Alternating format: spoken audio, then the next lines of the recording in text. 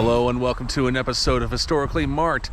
I am Jason and this is another National Road edition, and this is actually a remake of an episode I did about 3 years ago, and because I thought it was rather bland and boring and there's more I could have done to it, here is a remake of Marshall, Illinois, which is a popular national road stop.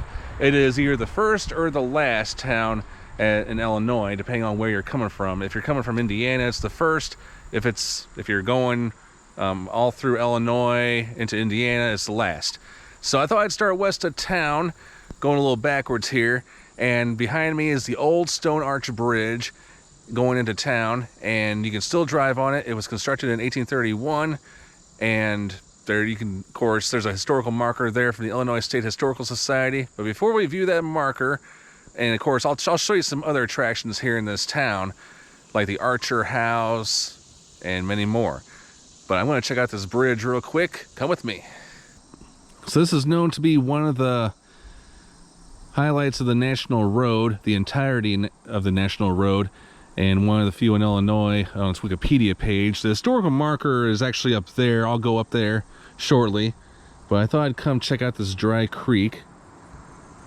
And that is not Highway 40. I believe it at one time was Highway 40, but they bypassed it on the outside of town, as well as Interstate 70. But yeah, I mean, it is said that Abraham Lincoln had gone across it, so very thrilling to know.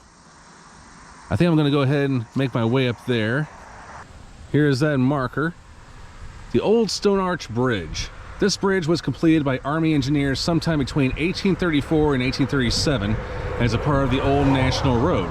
The road between Cumberland, Maryland and Vandalia, Illinois was authorized by the Enabling Act of 1803 and was the nation's first federally financed highway. The bridge is a prime example of the stone building art in early American engineering. Stones were precisely cut and fitted together without bond or mortar. Many stone arch bridges were built along the Cumberland Road, but this was the only one still in use at the time of the marker dedication, and that was in 1976. Well, nearly 50 years later, well, 47 technically, yeah, it's still in use. All right, now we're going to go straight into town where there are some National Road sites to see. All right, so off of 4th Street, South 4th Street, is the Clark County Historical Society. And this here is the Manley House, but it looks like it says something else on the plaque here. All right, let's see what it says up here. They are closed, by the way. All right, so the first Marshall Post Office. Marshall received mail at Livingston until 1838 when Uri Manley was appointed postmaster. The Marshall Post Office was located in this home until a building was erected. So this is actually known as the Manley McCann House, and like it says on the marker, it was built in 1838. And Uri Manley was a learned lawyer from Kentucky who came to Illinois in 1837. And like it says, he was appointed postmaster in 1838. The office was in his house. And then, as part of the property, which is behind this building, I'm going to go ahead and show you a 1853 log cabin. Here we go. So this place basically houses a lot of memorabilia, no surprise, like most historical society collections do. But just right over there is that cabin. So, I mean, it looks pretty nice.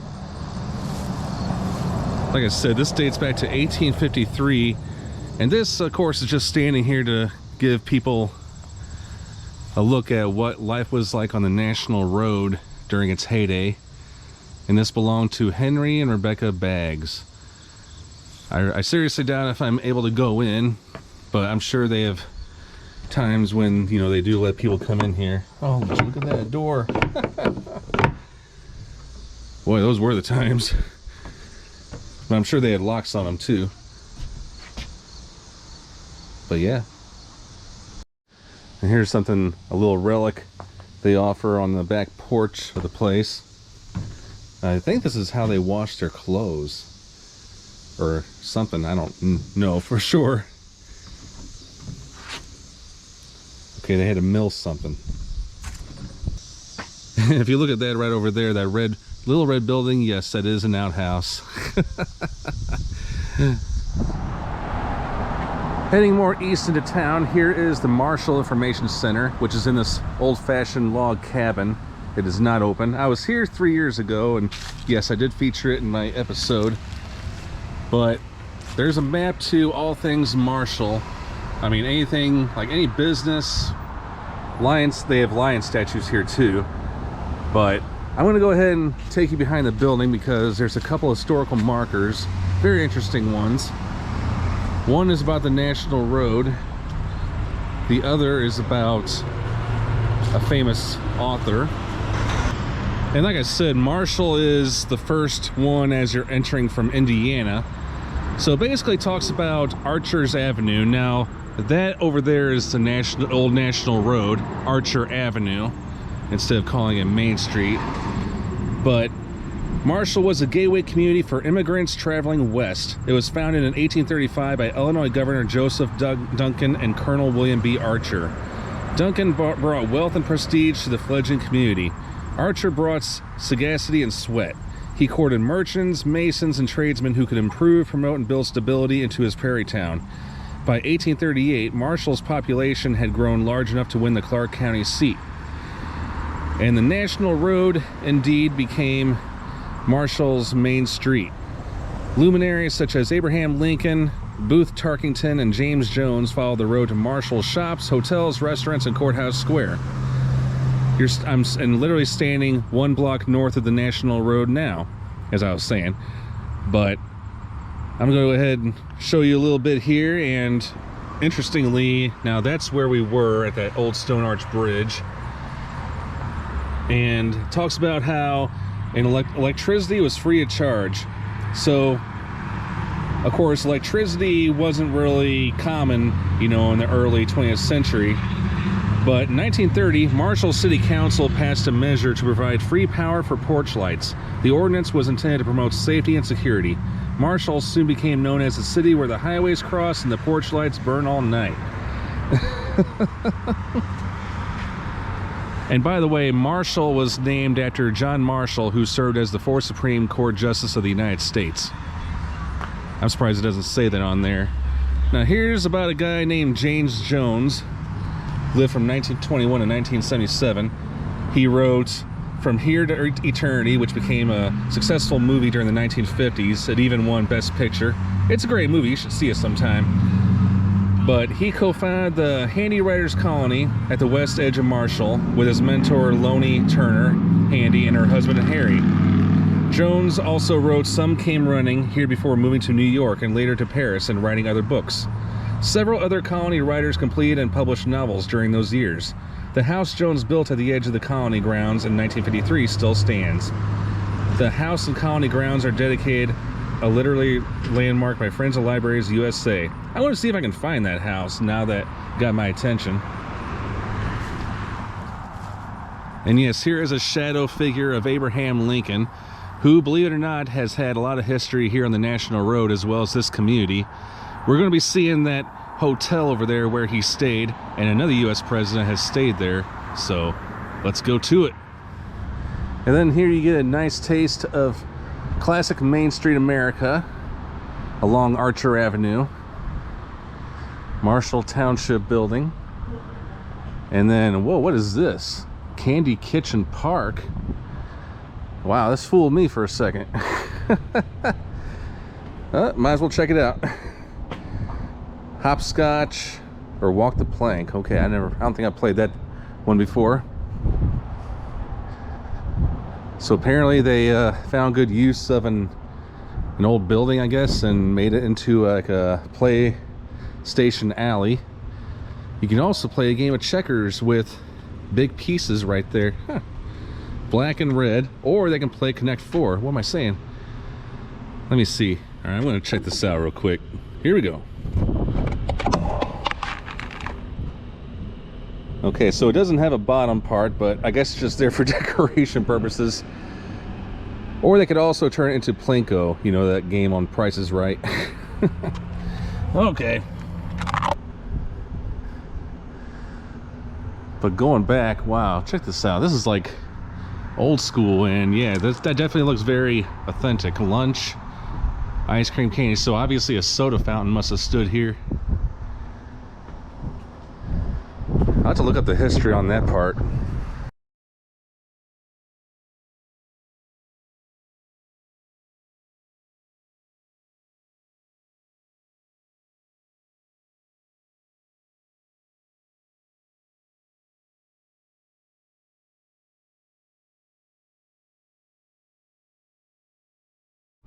So this town has so many murals, at least a dozen, and this one, that is not James Jones, but it does mention him, in that one historical marker I was showing you, the Handy Writers Colony, 1950 to 1964. Let's go over here real quick.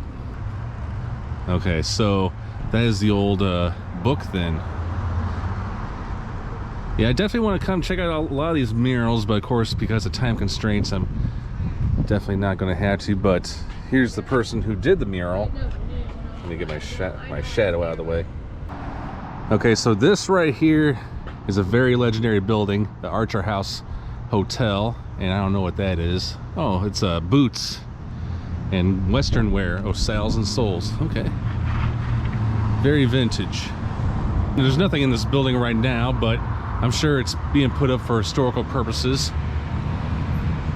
There's a historical marker right here. All right, the Archer House, a National Historic Landmark. This structure was erected in 1841 by Colonel William B. Archer, founder and marshal, and John Bartlett, and has been in continuous use as a hotel. It was an important stagecoach stop on the early Cumberland Road, or the National Road, where many prominent people, including Abraham Lincoln and Grover Cleveland, stayed. Yep, Grover Cleveland. Now, for those that don't know, yeah, I mean, I hope you know he was a U.S. president, but he was also, so far, the only one to serve 2 non-consecutive terms. I'm going to see about the date when he stayed here, but yep. This was put up 1977.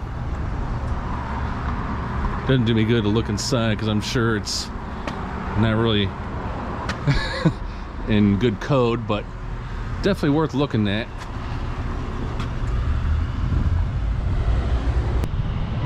Right in front of me is the legendary Harlan Hall, built in 1872.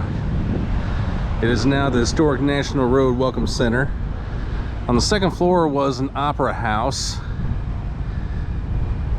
Of course, it is closed today, but one of these days I'll make it out here. Yeah, closed for afternoon, be back tomorrow. Okay. So there's really no set time when they're open, but this was put on the National Register of Historic Places on November 4th, 2001. And it's got another one of those plaques, Art and Architecture Site. I've seen a lot of these lion sculptures all around town, made of fiberglass. I'm sure it'd be a cool scavenger hunt, but not today. And lastly, here we are at the Clark County Courthouse. And it's got a lot of stuff right in front of it, including this great big Veterans Memorial. Thank you to all of our veterans. World War I to the Vietnam War, and I'm sure there's more to the back. And this is the Battlefield Cross. I always like these memorials. I mean, not only do we remember our heroes, but I don't know, it's just something really nice to look at. And then over here, now Clark County got its name from George Rogers Clark, as it says right here. And 2010 was when they celebrated the 175th anniversary. So let's see, going to do a little math here. So 2035 is when the bicentennial of this county will happen. But this was placed, yeah, in 1935 by the Daughters of American Revolution, founded by William B. Archer, and to honor George Rogers Clark, for whom the county is named. Yep, just like I said. And these stones were used by an early Marshall grist mill. Interesting. And here is, you find these in a lot of small towns all over, especially in Illinois, southern Illinois. I mean, I've seen a lot of them all over, but you are not forgotten, the prisoners of war, or Palmia. Since World War I, more than 82,000 American soldiers are unaccounted for. This this unoccupied seat is dedicated to the memory of those brave men and women and to the sacrifices each made in serving this country. God bless you. God bless America. And over here is a statue of Abraham Lincoln. Let me get up close to it. Unfortunately, there is no historical inscription about Abraham Lincoln's history here in this town, but this is great. I mean, it was donated to the residents of Clark County by Gerald and Jean Forsyth in 2009. And on the side of the courthouse is the world's largest gavel. As we're going to get closer to it, I'm also going to show you another plaque. Don't worry, it's not lengthy at all. It's just basically another art and architecture site by the National Road. And then the Board of Supervisors. Oh, here we go.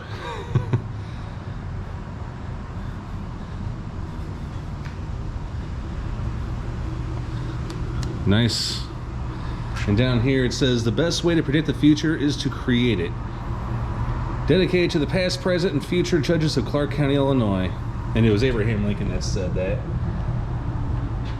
But yes. All right, thanks so much for tuning into this episode of Historically Marked, a National Road episode into the heart of the community of Marshall, Illinois.